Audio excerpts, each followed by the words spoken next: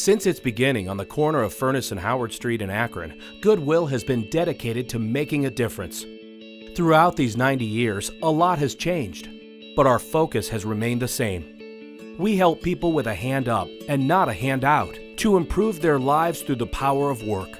Today, our mission of helping individuals prepare for, find, and retain employment is threaded through every part of our agency. For over 4 decades, Steve Shechter has been a Goodwill volunteer leader. What started as an assignment by his insurance agency employer turned into opportunities for Steve to display leadership on a board filled with experienced leaders. He, along with his wife Cherie, are excited to see many new young leaders joining Goodwill's board today and look forward to their contributions. I love being involved with Goodwill because Goodwill was my first. And much like my first grade teacher, there's a certain place in a little boy's heart for his first. In the early 70s, they were desperate for youth on the board.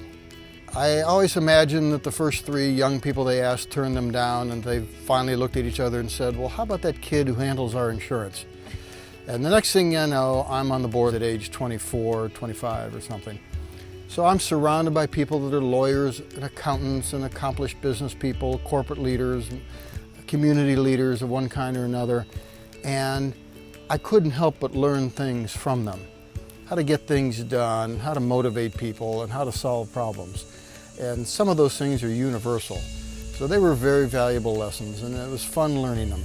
Steve was Goodwill's Akron board chair for 3 years in 1988 to 1991. He and other leaders strove to help Goodwill grow. Steve knows that one person's idea can make a huge positive difference in the lives of many. A wonderful, wonderful woman named Elizabeth Clark. And I was very fond of Elizabeth. She was not quite old enough to be a mother figure, but very experienced, and she was a professional parliamentarian. My parliamentary skills were just a little below the acceptable standards, and I was constantly making mistakes. This is when I was president. And she would sit to my side, and I would see her out of the corner of my eye, and she was like a major league pitcher, shaking off the signals. I'd go to do something, and she'd just give it a little, and then I'd try something else, and then when I finally get it right, she'd go.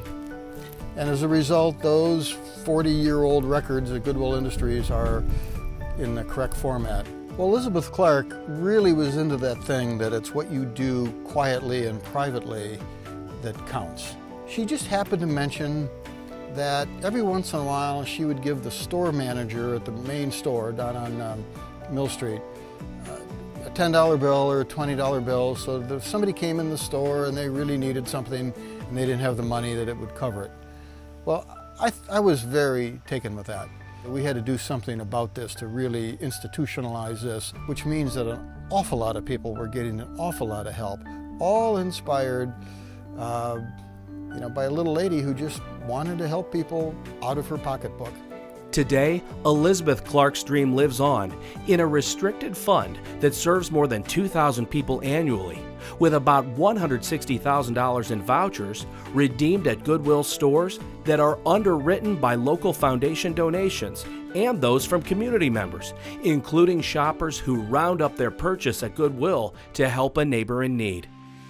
Today, Goodwill sees all its program participants and team members as mission moments.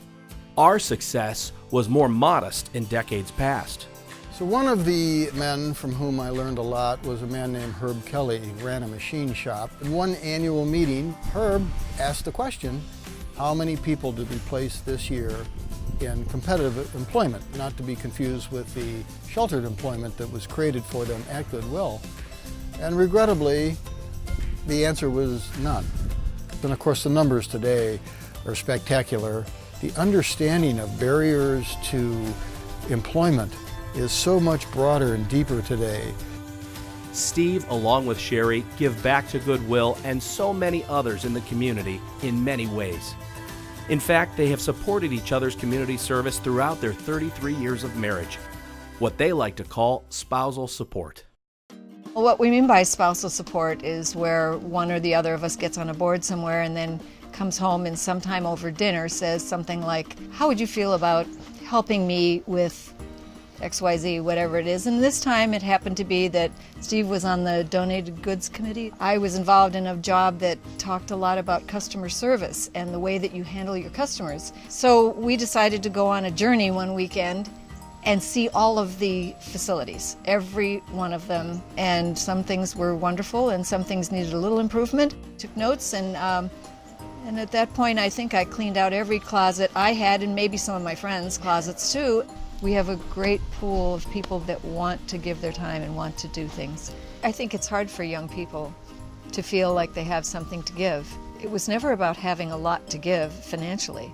It was about giving time, because I don't care what organization it is. You need strength on the bench, you need hands to make anything happen. And we started out just giving hands and time. And it may be different now. But it's always going to be a part of our life, no matter what. Service to humanity is the best work of life. And I see people having better lives, both the recipients of that service and the givers of that service. We thank Steve and Cherie, as well as all our donors, shoppers, community partners, and the area businesses who bring Goodwill's mission to life, helping individuals prepare for, find, and retain employment. Thank you for making our 90th milestone possible. We could not do it without you.